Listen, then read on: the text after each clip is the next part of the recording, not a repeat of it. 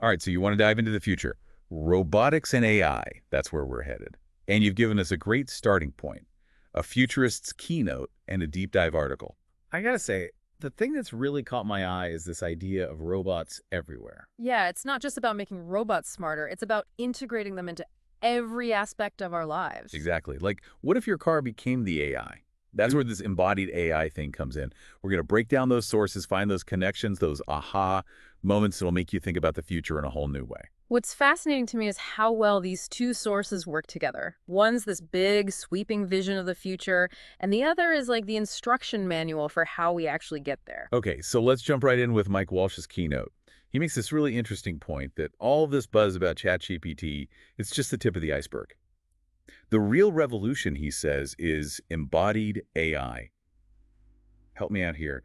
What exactly does that mean? Well, it means AI that's not just stuck in a computer, It's AI that's built into physical things, robots especially, and it interacts with the world using senses, just like we do. Sight, touch, all of that. So it's not just thinking, it's actually doing stuff in the real world. Exactly. And that connects perfectly to the Robotics article, which talks about all these crazy advancements in robotics, especially in how robots move around on their own and interact with humans. Yeah, and it's not just theory either. Companies like Boston Dynamics are building these incredibly advanced robots right now. It's pretty mind-blowing. Walsh uses this great example in his keynote. He talks about insects. They can do all these complex movements, but their brains are tiny. Right. It's not like they have these massive computers controlling them. It's more like their bodies are designed in a way that just makes that movement possible.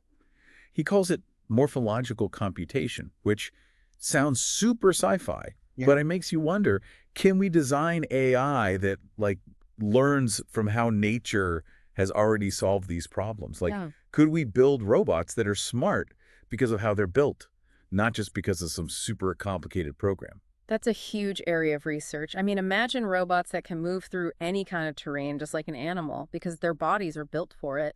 That's the potential of morphological computation. Okay, so I'm already picturing robot dogs running through forests and Hmm. robot birds soaring through the sky. Why not? Oh, okay, let's bring it back to reality for a second. Both sources talk about how robots are getting smarter thanks to these things called large language models and large visual models, Hmm. LLMs and LVMs. I'll be honest, those sound a little intimidating. Break it down for me. What are they and how are they making robots smarter? Okay, so think of it this way. These models are basically trained on tons and tons of data about how humans talk and interact. So it's like they're learning to speak our language, and not just the words, but the meaning behind them, the nuances. So they're not just understanding commands, they're starting to like understand US. That's a little spooky, but also kind of cool. Walsh uses Tesla as an example.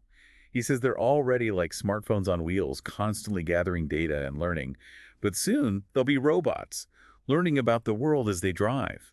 And all that data feeds back into the AI, making it even smarter. Right, and that idea of AI constantly learning from experience is also what's driving the development of cobots. Tollbots, is that like some robot slang I should know? It stands for collaborative robots. They're designed to work alongside humans, helping us with all sorts of tasks. So it's less about robots replacing us and more about robots becoming like our super helpful coworkers. Ex- Okay, I can get behind that. But this brings up a big question. If robots are everywhere, they're getting smarter all the time, and they're working right next to us, what does that even mean for our lives? Like, is my coffee machine going to start asking me about my day? Maybe not your coffee machine, but the way we interact with the world around us is definitely going to change. And that's what we'll explore next. It really is. It's like almost every day there's some new breakthrough that makes you rethink what's possible. Okay, so robots are becoming our coworkers, our cars are starting to think for themselves. But how W is all of this even happening? What's the actual nuts and bolts behind embodied AI? Well, the Azo Robotics article goes into some really cool tech. Remember those neuromorphic chips we talked about earlier? They're actually designed to work like the human brain. So instead of traditional computer chips, we're building AI that actually thinks more like we do. Is that even possible? It's getting there. And it has huge implications for robots. Like imagine a robot surgeon, thanks to those neuromorphic chips, reacting to a sudden complication with the speed and precision of, a human surgeon could be life-saving. Okay, that's pretty mind-blowing. So we've got robots with bodies, brains that are learning, and now chips that make them think faster. more like us. Uh, What's next? Are we going to start giving them feelings too? let's not get ahead of ourselves. But speaking of mind-blowing, the article also mentions quantum computing. Quantum computing. Yeah. Okay, now you're just messing with me, right? Yeah. That sounds like something straight out of Star Trek. It might sound futuristic, but it's a rapidly advancing field. Quantum computers can do calculations at speeds that normal computers can only dream of. And that's a game changer for AI, especially when it comes to like teaching AI new things. So we're talking about training AI models, like Yeah. way faster, leading to even smarter, more capable robots. Yeah, you got it. The article even mentions this collaboration between Google and NASA where they used quantum algorithms to process massive amounts of data super fast. It's like taking a supercomputer and giving it a turbo boost. It seems like these breakthroughs are coming faster and faster. It's hard to keep up. It is exciting, and it's important to remember that these advancements aren't happening in isolation. They're all like feeding into each other, building on each other. It's like we're watching all these pieces of a puzzle come together, and the picture they're forming is this incredible vision of what the future of AI could be. And in that future, embodied AI is woven into like every aspect of our lives, changing industries, the way we work, even how we interact with the world. Okay, so I hate to be a downer here, Mm-hmm. but we've talked about all the amazing potential, the incredible breakthroughs. What about the downsides? I mean, there has to be some, right? You're right. Both sources are very upfront about the fact that embodied AI isn't, all sunshine and rainbows. There are some serious ethical and societal questions we need to address. Like, what happens if a robot makes a mistake?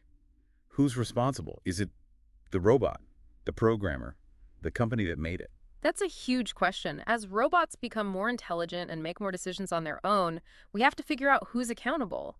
And what about how embodied AI could change, like how we interact with each other? Will we start to see robots as friends or even companions? It's almost like we're venturing into, like, uncharted territory here. We're talking about redrawing the lines between humans and machines. Exactly. And the Robotics article brings up a crucial element in all of this, something called human-robot interaction, or HRI. Okay, HRI. Break that down for me. What is that all about? It's all about designing robots that can interact with humans in a way that feels, natural, intuitive, maybe even empathetic. Remember those LLMs and LVMs? Well, they're key to making HRI work. So it's not just about robots understanding our commands, but understanding our intentions, our feelings, even those unspoken cues we give each other. Exactly. And the article highlights this study that showed how conversational AI models, like ChatGPT, can actually make those service robots we talked about way more communicative. Imagine robots that can actually have conversations with us that can help us in a way that feels truly collaborative. It's like that the Japanese idea Walsh mentioned in his keynote, Yeah. where technology can have a spirit or a personality, but this takes it to a whole new level. It does, and that's where it gets really interesting. As robots get better at understanding and reacting to our emotions, it raises all sorts of questions about our relationship with them. Like, could we become emotionally attached to robots? Dependent on them? Could they even, manipulate us? This is getting deep. It is, and it's something we need to be aware of as we develop and integrate embodied AI into our lives. Okay, so we've covered the amazing advances, the potential pitfalls, and this whole, fascinating world of human-robot interaction. Mm. But what does this all mean for the average person? How will embodied AI actually impact our day-to-day lives? Well, I think the Robotics article gives us some pretty concrete examples. One area where we're already seeing huge progress is in how robots move around and get things done.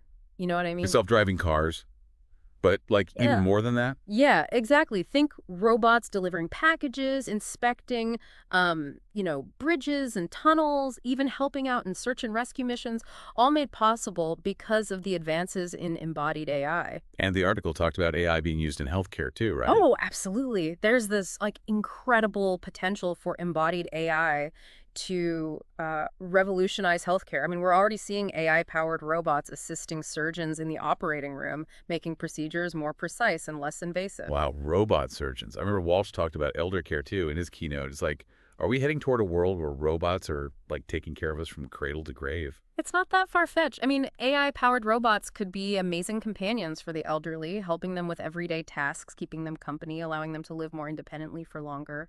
And let's not forget about those cobots in factories, the ones working right alongside human workers. Right, exactly. Cobots are already boosting productivity and efficiency in, manufacturing industrial settings.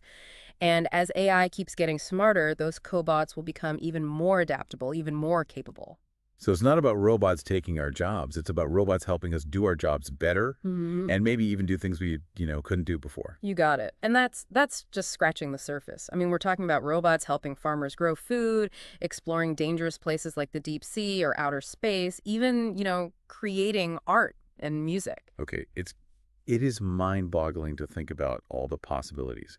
But it also makes me wonder, like, what does this all mean for the future of work? Mm. I mean, if robots are doing more and more, will there even be any jobs left for humans? It's a valid concern for sure. And the Aza Robotics article doesn't shy away from, that potential for job displacement. But I think Walsh in his keynote offers a more optimistic perspective. He talks about AI not replacing humans, but collaborating with us. So like those cobots, working side by side. Exactly. But it does mean we need to rethink how we prepare for the workforce of the future. We need to focus on developing skills that complement AI. Things like creativity, problem solving, critical thinking, emotional intelligence. It's like we need to learn how to work with robots, not just for them. Absolutely. And it goes even deeper than that. I mean, if robots are getting more and more like us, interacting with the world in a human-like way, it makes you wonder, how will that change how we interact with each other? You're right. I mean, what happens when those lines between human and machine get blurry? Do we start treating robots like people? Do we start seeing ourselves as less human? Whoa, this is getting heavy. It is, and it brings us back to that fundamental question that Walt keeps coming back to.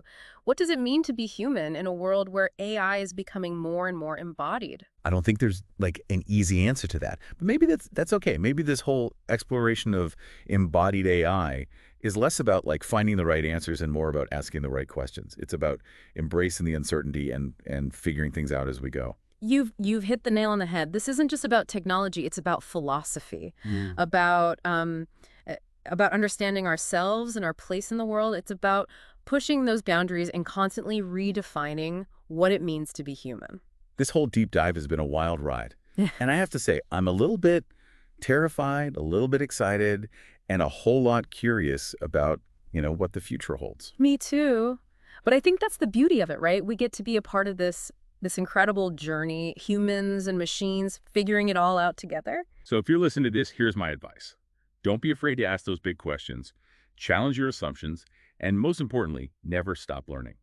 Because the future of embodied AI is happening right now, and it's up to all of us to shape it in a way that benefits all of humanity. Thanks for joining us on the deep dive.